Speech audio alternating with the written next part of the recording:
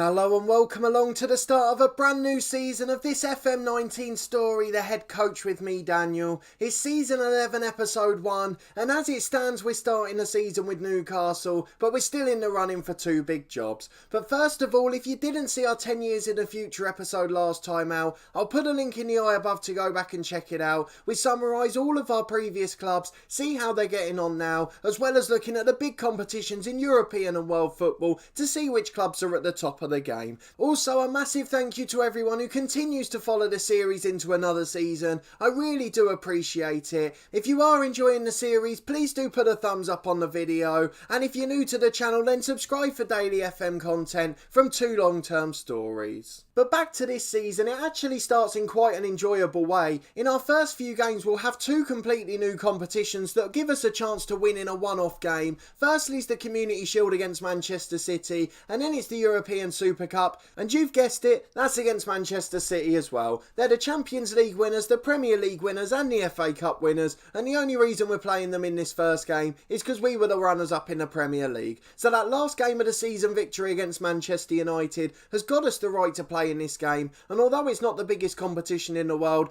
our remit in this series is to win as many trophies as possible, and the Community Shield still counts towards that. But first we've got to talk about a pretty strange summer at Newcastle so far. We've got to bear in mind with this curtain raiser that we're 5 days before the end of the transfer window, but we've had a very strange summer, and I'm going to go and show you why. We've got 117 million in the bank and only 25 left of our transfer budget, and to show you how much the club are keeping, let's go and have a look at our transfer history. We've bought 15.25 million's worth of players this year. Our director of football's been finding bargains, yet we've sold 96 million's worth and we've still not managed to replace them. We're finishing second in the Premier League, we've got a lower wage bill than our top 5 rivals, and we're going into the Champions League this season. What more do they want, and why are they not giving us the money to spend? So the three big players going out, John Suarez was a backup number 10, he's gone for £12 million to West Ham, a really good deal for a player that our director of football have been trying to sell for 2 years, and it looks like he finally managed to do so. The second one going out, and this is the one that's a bit of a problem at the moment, is Brian Barrett to Schalke, £43.5 million, rising to over 60 million if things go well. A good player who's had some injury troubles. I wasn't completely averse to him going, although I'd obviously have preferred him to stay, but he hasn't signed a replacement yet, so we have no natural player in the attacking left wing, aside from the Czech youngster Hayek, who's not ready for first team football at the top level and doesn't play as an inside forward. So it's a little bit disappointing. Barrett had a really good 18 months for us while he was here, a brilliant signing, he'll be remembered fondly, but I'm not quite sure why we've let him go. I know we only bought him for £6 million, so it's a monumental profit by our director of football. It was a brilliant deal from him to find the lad initially and get him in for just £6 million, but why he's let him go and not sign a replacement, I just don't quite know. He's got 5 days to rectify that though, and £25 million to spend, so fingers crossed he'll be able to do that. The other one that's gone out is David Raya. He did drop to our backup keeper towards the end of last year. I actually thought it was a brilliant deal by our director of football to let him go. £40 million to Chelsea. He's 32 years of age already, and we could get £50 million if Chelsea win certain competitions. He's been an absolutely brilliant servant and a key part of our success, but he was just starting to decline and Machilov's taken over, so we're not too worried about him leaving. Our new backup keeper's nowhere near as good, so that is going to be a problem if Machilov gets an injury, but for now we're not too worried. It's probably the best way we could have made money. So they're the three outs. Let me know if there's anyone you really disagree with. Raya was obviously a team leader, but we've got plenty of experienced pros, and Brian Barrett is the one I'm a bit worried about, but only because we haven't got a replacement. So firstly coming in, and this is where we start to get frustrated, it's another right-sided winger, Christopher Feldhoff from Hanover, 8.25 million for him. We're going to start to train this German wonder kid on the left straight away. He's 3-star ability, 4-star potential, bags of pace and agility, and he's pretty good technically as well. So once he develops mentally off the pitch and we get him into a mentoring group, I think he's going to become an absolute superstar. He's worth £25 million now he's joined, so it looks like it was a brilliant deal, even if he's not a player ready for our first team.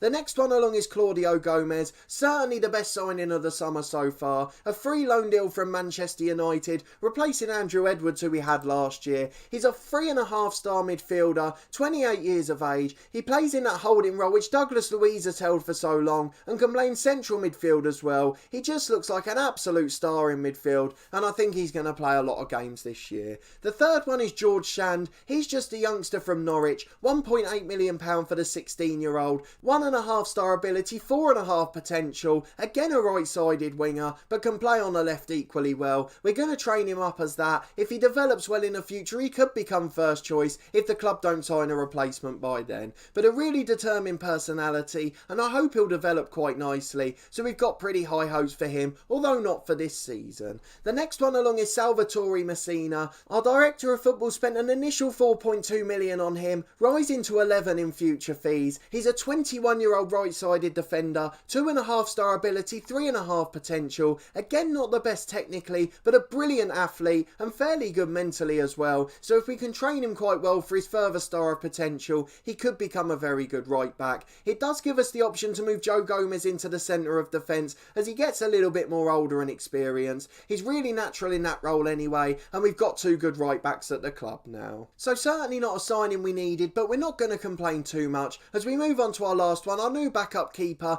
950 grand from Malaga, so you can see the sort of replacements our director of football's buying. He's really not willing to splash the cash, and I don't know why the club are defending their money so much when we're getting them into the biggest competitions. So here is Francis, as we're going to call him, 2.5 star ability, 2.5 potential, Nigeria's number one. He's just a solid sweeper keeper, looks decent across the board. He's going to be a definite number two rather than us having to think about our two keepers, so he's going to be the backup to Machilov, but he's a decent player nonetheless. I'm not too worried about that changing goal and making the money in that position, but the rest of that money better go on a good left winger, even if it means selling another player. So to go to the finances screen, we've got £170 million in the bank, and we still haven't bought anyone. We're only getting 35% of the money we get from transfer revenue. We've tried to get the board to increase it, but they won't, and as it stands at the moment, we've not got any more wiggle room, so we've just got to hope our director of football can find someone special. We're projected to fail financial fair play, so maybe that's why they're doing it, but it doesn't seem to make any sense. We've got so much money coming in, and our wage bill isn't one of the highest in the league, so where on earth is all of the money going? But hopefully that's just a short-term worry, as we are in the running for a couple of jobs. I'll go and show you which ones they are, but obviously we haven't had much luck over the summer. We've applied for loads of different jobs, had hundreds of interviews, but just been rejected at the last minute. So Schalke in the Bundesliga, a club I'm really looking forward to going to if we can. They've actually won the German league last year. They're a really good side. They're littered with world-class players, and obviously it'll be a very quick reunion with Brian Barrett.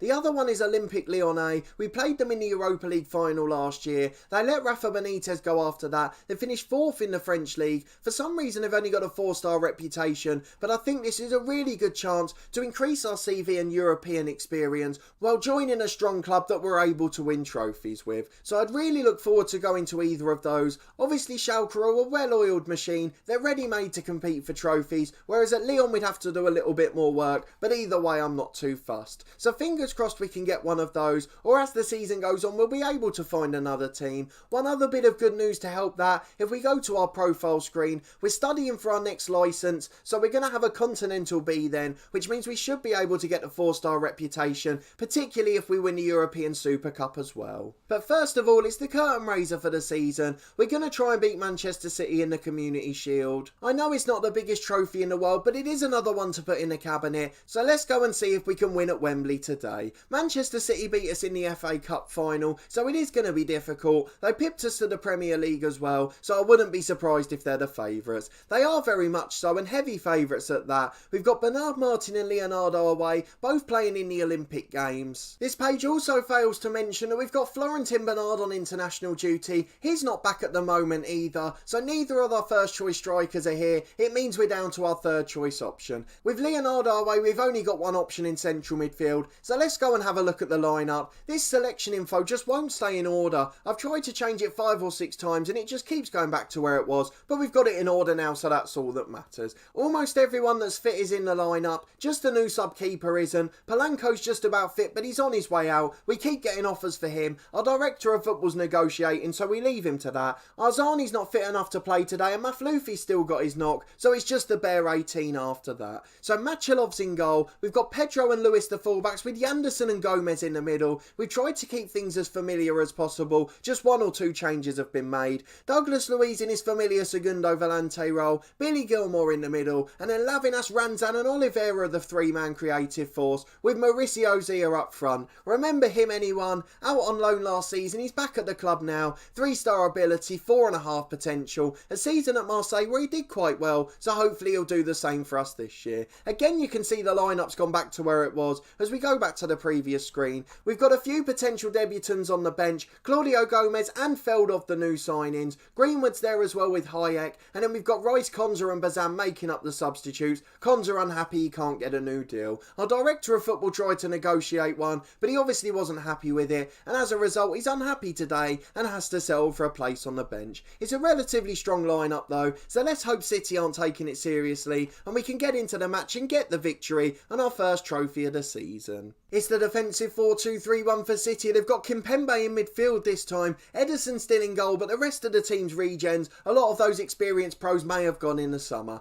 If not, they're not in the squad today, so we're not going to have to worry about them. We're playing our usual shape. We're going to tell the lads to go out and do it for the supporters. It's what our assistant manager Antia recommends. No real staffing changes over the summer. He just offered the current ones new deals. So a bit uninventive from our director of football. He doesn't seem to want to make too many changes, so this experienced squad's just going to keep getting older, and we've got to hope that they don't start to decline. We're going to change Lavinas to a winger, his preferred role for this game. What can Ranzan be out wide? Not a lot really. We can put him as an advanced playmaker, as Arzani's not in the team. We don't mind having it from one side, as long as it's not from both. Lewis will be in his preferred attacking role at right back. We can have Pedro as a defensive one at full back, as we've got a winger on the right hand side now, so he doesn't need to bomb forward quite as quickly, and it should stop us getting exposed at the back. The only other change we can think about making now Raya's gone is to put Machilov as a sweeper keeper on defend, though I'd rather have Machilov pushing out, as he's still a very good keeper doing that. So let's get into the first half, keep our positive mentality, and hopefully City are resting a few players and we'll be able to get a good outcome. It's Mohamedi on the right to Van Riel. I can already tell they've got their first 11 out. Diogo's got the ball in the middle to Kimpembe. Lots of names we recognise from last season, particularly when we played our title decider, and Mohamedi on the right now gives it away to Lewis as the highlight ends at 0-0. A minute gone and a bit of a shaky start, but there's still not been any shots in the match. It's a throw in the attacking position for Lewis on the left. It's headed away as far as Lewis again.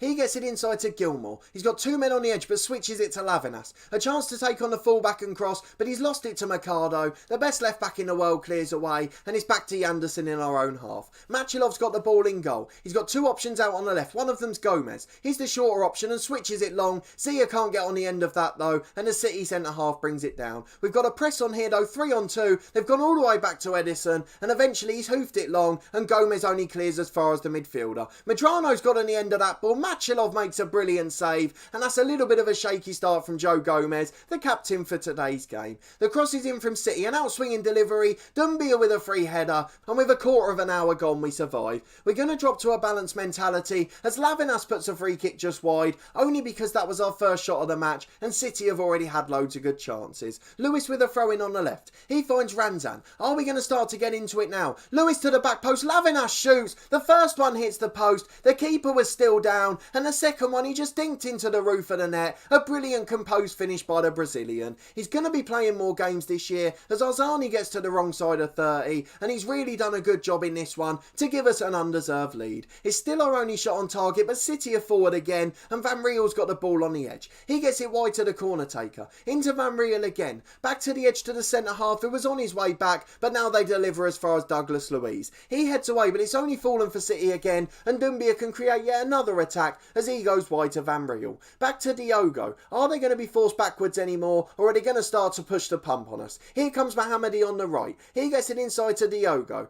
Van Riel's got the ball for City. He's going to try and deliver, but has to go back into Medrano. Machilov makes the first save. He made an absolute meal of it, but he did brilliantly to recover for the second, and we managed to survive still 1-0 up. The highlight ends with half an hour gone, and City are on top, but somehow we're ahead. It's a throw on the right for Pedro. It's a really attacking position. He's headed away by Mercado, but only as far as Luiz. He finds Pedro again. Douglas Luiz to Gilmore. Into Ranzan on the edge. 25 yards out. He's got Lewis on the overlap. Shoots straight at Ederson. He manages to tip it behind for a corner. It was a really powerful effort, but wasn't well directed. And now Lavinas can swing it in. Zia with the header to Ranzan. He was offside. He was just wide of the byline. And unfortunately, it remains 1-0 with 5 minutes to go till the break. Just half a minute till half time, it's Mercado at left back, he throws it into Kimpembe. He finds Doumbia in the middle. 15 seconds plus a minute of stoppage time's been added on as City go back to Ederson. Switches it out to left back again. Mercado's going to be a creative force in the second half. They push him forward whenever they're losing and it's caused us trouble before. Yanderson to Gomez as we win the ball back in the defensive area. Ranzan on the left hand side has struggled out of position out there, but we don't have any players that can play there naturally aside from the youngster Hayek. Here's Mohamedi to Diogo. Inside to Kimpembe. Lots of space opening up for him. He finds Medrano, but he's shot straight at Machilov, and it looks like we're going to lead at half time. A good first half performance, an even better result, but City still look the more threatening side. We'll have to be careful with that. Our assistant wants us to tell them they've been excellent, so we're going to go out and do that. We want them to keep it up, and fingers crossed they'll do that. If we keep a clean sheet, we'll be delighted. Gilmour gets the ball to Ranzan as we kick off in the second half. Out to Lavinas on the right hand side. He's got two men doubling up on him, but delivers to Zia. Doumbia gets back brilliantly to head away. Only as far as Ranzan on the left though. Mercado heads it up more than away, but Van Riel's there to cover, and he hoofs it long down the line. The highlight ends and we have the first chance of the second half, but we didn't really look like scoring. Just over an hour gone, it's Lavinas on the right with a free kick. It looked like they were going to get a booking there, but nothing really came of it. Lavinas will try and swing it in, it's just wide of the post, and we're going to make our first set of substitutions. Don't forget for this competition, we get 6 in total, so we're going to be able to bring on nearly all the bench, so we don't need to worry about saving any at this stage. Zia's not had the best game up front, his first game back from a year out on loan. Mason Greenwood's the only other option, so he'll come on up front for him. We're also going to replace Douglas Luiz, the experienced Segundo Volante. Claudio Gomez will come on for his debut. He's not 100% natural in that role, but we want to try and teach him it this season, so we're not going to change it for now. We'll get back into it with just those 2 subs made, and we'll make a couple more in 5 or 10 minutes. Just a quarter of the game to go is City with a free kick on the right. Doumbia on the edge, it's a brilliant effort, but just wide of the post. Machilov was scrambling, but in the end he wasn't needed. And now we've got just over 15 minutes to go. We'll make some changes after this highlight. Ranzan 20 yards out to Lavinas. He's got an overlap on the right, but goes inside to Gilmour. Here's Ranzan again, brilliant reverse pass. Oliveira's on the end of it, but Ederson makes the save, and it's behind for another corner to Newcastle. An in-swinger to be taken by Lavinas. He tries to find a man at the back post, but Mercado heads away as far as Medrano, and now City have got a 3-on-3. We're flying men back, but there's still one in the middle. Sane gets on the end of it but heads it wide, and we're going to make another sub or 2 now. We'll need to change our tactical shape too. We're going to drop Billy Gilmour into defensive midfield and switch Gomez into that deep line playmaker role. It's what he prefers to play anyway, and he's going to drop to a defensive duty. Gilmour's going to be replaced by Declan Rice, who will become the Segundo Volante. Konza's going to come on for Pedro, the right back. Gomez will go out into his position from last year. We'll put him forward onto a support duty as well, with Ezri Konza coming in as the ball-playing defender. Again, we'll give it 5 more minutes and make our last 2 subs, but we just want to try and get as close to the end as possible. Just under 10 minutes to go, let's make our last 2 subs then. Ranzan will go in as the attacking midfielder. Oliveira's going to come off, he's not had the best of games. Hayek will become a winger on support. We're going to bring Bazan on at left back for Jamal Lewis. Lewis has had an excellent game, but he's absolutely knackered. He's one of the lads that struggled with injury in pre-season. We're going to drop Bazan to a support duty, just to give us a bit more defensive structure,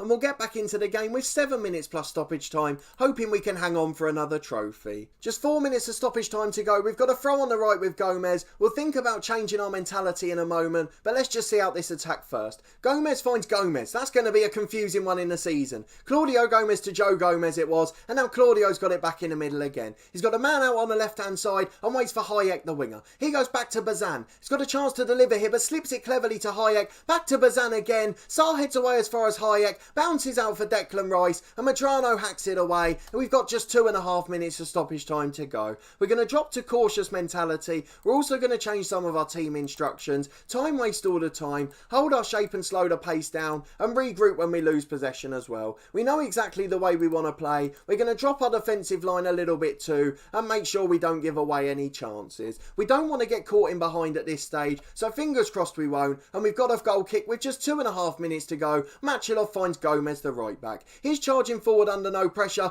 Dumby has won it back though, and Yanderson's at the back. It looks like they might get caught out, but Machilov clears just before the striker nicks it off him. Declan Rice with a poor touch in the middle. It's out to the right hand side to Van Riel. There's 3-on-3 in the box, and Mohammadi gets it in, but it's deflected behind for a corner kick. The changes are now being made, so hopefully we'll drop a bit deeper, and fingers crossed we'll be able to hang on for the corner and the last minute that comes after that. We managed to not see the corner, so it can't have gone too well. Jesus is on for the last couple of minutes of stoppage time, and there's just 10 seconds left now. We've got the ball on the right, we're slowing the game down brilliantly. Mason Greenwood back to Gomez, and now Ranzan in the middle. 30 yards out, there's no intent to score a goal. We're just keeping the possession and waiting for the whistle. Where is it, referee? We're 15 seconds over. Hayek's got the ball on the left. He finds Bazan, tries to deliver, but it's blocked as far as Sarr. Where on earth is the final whistle? We've had no stoppages in stoppage time, so there shouldn't be any extra time added on. Konza gets back to cover the possession, and we've managed to win the final. There we go, we lift the trophy. The pink and grey suit is out again, and we've managed to nick a 1-0 win against City in the curtain raiser for the season. We mentioned it before, it's not the biggest trophy in the world, but to get another one under our belts is only going to enhance our reputation. We've talked to the lads, we've told them their effort was excellent. They're really delighted with that, and fingers crossed they'll be able to repeat that performance in the Super Cup in a month or so's time, and we'll be able to get a second trophy of the season. But a brilliant start to the year, which could help us in our attempt to move clubs. Let's see what the media have said about the game. They basically just said we lifted the Community Shield. It was a completely even game, and we just nicked it on one chance taken. The fans are praising us, that's what we like to hear. Another little bit of silverware and a trip out to Wembley for them. So hopefully they'll be happy with that. We'll quickly see if it's enhanced our reputation. I highly doubt it, to be honest, as the trophy's only got a 2.5-star reputation and ours was almost 4. So it doesn't seem to have changed at all, but it may well help us get one of the other 2 jobs. But for now we're going to look to our schedule to see when we'll next be back. So the plan is that we were going to show the European Super Cup final in the next episode. I've no idea why it's in the international break. Surely that'll change by then, so it might not be the 2nd of September, but either way we will be back for that game. We should also have a busy last 4 days of the transfer window to come, as we need to get a left winger into the club. Our director of football will hopefully notice that and do something, but I wouldn't hang my hopes too high, particularly based on previous seasons. He seems to want to be saving the board money, just as they're trying to keep the budgets tight, and as a result we may not get a replacement and have to make do with what we've got. That would make the top 4 very difficult to repeat, but as long as we can try and win a cup competition, I'll be very happy with where things stand. Hopefully we'll get one of the moves to Schalke or Lyon though. That may well happen by the next episode, so I hope you'll come along and join me for that one again. But if you did enjoy this episode and that performance, and seeing us win another trophy at Wembley, albeit the Community Shield, please do put a thumbs up on the video. I really do appreciate it. Let me know down in the comments what you think of our transfer window so far. I'm really devastated our director of football sold Barrett, particularly as he hasn't signed a replacement or got the budget to do so, although there may well be a silver lining to that, as we could end up at Schalke with him in a couple of weeks' time. Subscribe to the channel for daily FM19 content from my 2 long-term stories, this one The Head Coach, and then our One Club series part of the Furniture with Torquay United, where we don't have any of these troubles with a director of football. There's also weekly content from my Snooker 19 career every Friday at 4:30, and then from next week we'll have loads of content from Cricket 19 too, the official game of the Ashes, as we start our career mode in that one, hoping we enjoy it as much as we have the previous editions of this game. But a massive thanks for watching and your continued support with the series as always, and we'll see you next time for another big game as we hope to lift another trophy or move to a new club.